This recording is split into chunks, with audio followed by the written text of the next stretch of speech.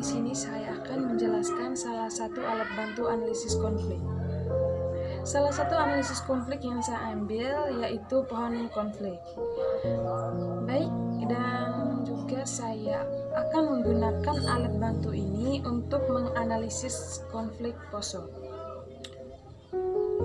Langsung saja, saya akan menjelaskan yang pertama yaitu pohon konflik. Pohon konflik itu sendiri berarti memahami konflik dengan menggunakan gambar sebuah pohon untuk mengurutkan berbagai isu-isu pokok konflik, yaitu yang pertama, pelaku yang terlibat di dalam konflik tersebut, yang kedua, inti masalah, dan yang ketiga, latar belakang, sampai dengan dampak konflik tersebut. Kerusuhan Poso adalah sebutan bagi serangkaian kerusuhan yang terjadi di Kabupaten Poso, Sulawesi Tengah. Baik, yang pertama kita jelaskan terlebih dahulu pelaku yang terlibat di dalam konflik tersebut. Pelaku yang terlibat di dalam konflik atau kerusuhan Poso yaitu dalam kekerasan atau kerusuhan yang terjadi antara masyarakat Kristen dan Islam di ibu kota Poso. Kedua belah pihak didukung oleh massa seiman dari luar kota. Masyarakat Muslim dibantu oleh orang-orang berasal dari Ampana, yang termasuk wilayah Tojo, Una-Una, dan yang terletak di sebelah timur laut kota Poso, dan Perigi yang berada di sebelah barat Kabupaten Poso.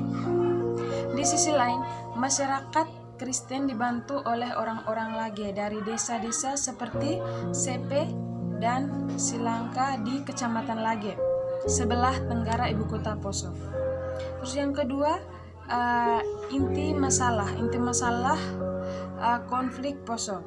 Peristiwa ini awal mulanya dari bentrokan kecil antar kelompok pemuda sebelum berkembang menjadi kerusuhan bernuansa agama.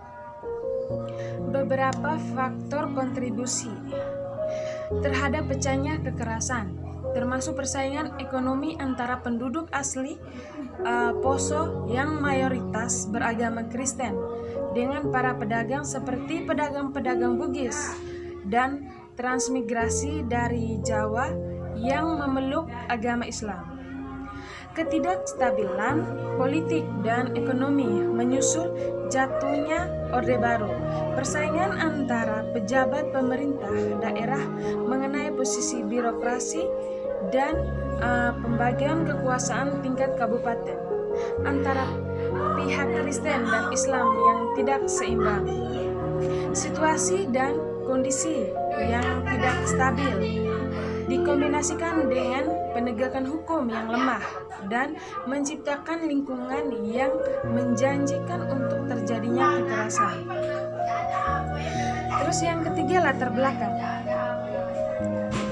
Sulawesi Tengah adalah sebuah provinsi yang didominasi dataran tinggi yang terletak di antara wilayah Sulawesi Selatan dan Sulawesi Utara di Pulau Sulawesi.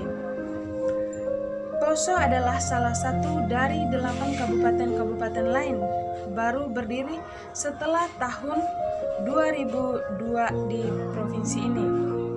Kabupaten Poso memiliki populasi mayoritas Muslim di kota maupun juga di desa-desa pesisir. Di sisi lain, ada masyarakat adat mayoritas Kristen di bagian dataran tinggi. Selain penduduk Muslim asli, ada banyak pendatang dari Sulawesi Selatan dan banyak imigran yang telah menetap di daerah itu. Pada tahun 1990-an, penduduk Muslim menjadi mayoritas di Poso dengan angka di atas 60%. Kelompok etnolinguistik yang meliputi Pamuna, Muri, Napu, Besoa, dan Bada mendiami pedalaman dan dataran tinggi di Kabupaten Poso. Banyak dari kelompok suku ini dulunya berbentuk kerajaan dan memiliki sejarah perang antar suku. Kegiatan misionaris Belanda dimulai pada pergantian abad ke-20. Kota Tentena merupakan pusat ekonomi dan religius untuk warga Kristen Poso dan pusat dari Gereja Kristen Sulawesi Tengah. Meskipun konflik pada awalnya berpusat pada ketegangan antara pendatang Bugis beragama Muslim dan etnis Pamona yang mayoritas Kristen, banyak kelompok lain yang ditarik melalui ikatan etnis, budaya, atau kelompok mereka. Yang berikut dampak kerusuhan Poso dapat dibedakan ada beberapa macam segi.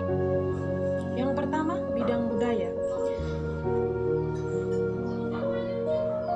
Dilanggarnya ajaran agama dari kedua kelompok yang bertikai dalam mencapai tujuan politiknya.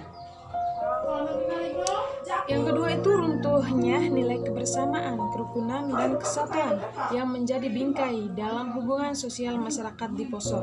Dalam bidang hukum, itu seperti terjadinya disintegrasi dalam masyarakat Poso, runtuhnya stabilitas keamanan, ketertiban, dan kewibawaan hukum di masyarakat kabupaten. Yang berikut dalam bidang politik, itu seperti terhentinya roda pemerintahan, jatuhnya kewibawaan pemerintah daerah di mata masyarakat, hilangnya sikap demokratis, dan penghormatan terhadap perbedaan pendapat. Di bidang ekonomi, seperti lepas atau hilangnya faktor dan sumber produksi ekonomi masyarakat, munculnya pengangguran dan kelangkaan kesempatan kerja, dan terhentinya roda perekonomian. Hanya itu saja penjelasan